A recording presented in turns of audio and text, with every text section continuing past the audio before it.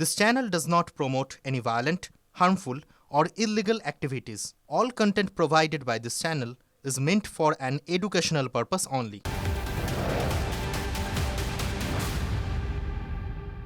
নজর রাখবো কাছড়াপাড়ার দিকে। আবারও কাছড়াপাড়ায় উদ্ধার অস্ত্র, নর্দমার মধ্যে থেকে উদ্ধার একটা 9mm পিস্তল, একটা রিভলভার, দুটো পাইপ গান ও কার্তুজ। ব্যাগে ভরে রাখা ছিল অস্ত্র। কাছড়াপাড়া পৌরসভার প্রাক্তন চেয়ারম্যান কমল অধিকারী ঘনিষ্ঠ সহযোগী অজয় কুমার মালিকে গ্রেফতারের পর তাকে জেরায় অস্ত্রের খোঁজ পাওয়া যায়। কাছড়াপাড়া উত্তর কলোনির রেলওয়ে কোয়ার্টার সংলগ্ন একটি জলভর্তি নালার ব্যাগের মধ্যে লুকিয়ে রাখা ছিল অস্ত্র।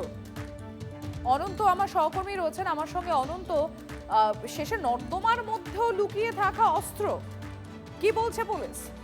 একদমই, পুলিশ তন্ন করে তারা আবার ফের তারা এলাকায় খোঁজ শুরু করেছে বিভিন্ন সোর্স মারফত, এবং আরো অস্ত্র কাঁচাপাড়ায় আছে কিনা, হালিশহর এলাকায় আছে কিনা, যে প্রাক্তন যে পৌর প্রধান কমল অধিকারী আর যারা সাক্ষীর আছে তাদের খোঁজও তল্লাশি চালাচ্ছে পুলিশ।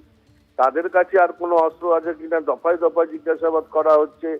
ধৃত নানু, এলাজ নানু, জগন্নাথ দাস যার নাম, এবং এই যে চেন, এই যে অস্ত্র রাখার যে চেন, এই চেনটা কতদূর বিস্তৃত আছে, কার কার কাছে আরো অস্ত্র আছে। মাত্র এক সপ্তাহে 9খানি আগ্নেয়াস্ত্র পাওয়া গেল, 10 রাউন্ড কার্তুজ, আরো কত অস্ত্র আছে বীজপুর বিধানসভা এলাকায়, তারই তদন্ত চালাচ্ছে বীজপুর থানার পুলিশ। ধন্যবাদ অনন্ত। আপনাদের না দুটো ছবি এই মুহূর্তে আমরা দেখাচ্ছি।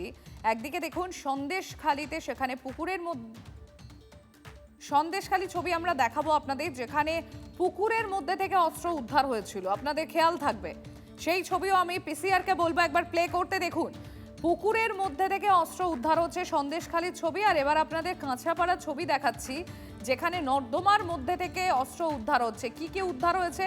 9mm পিস্তল, রিভলভার, দুটো পাইপ গান, কার্তুজ।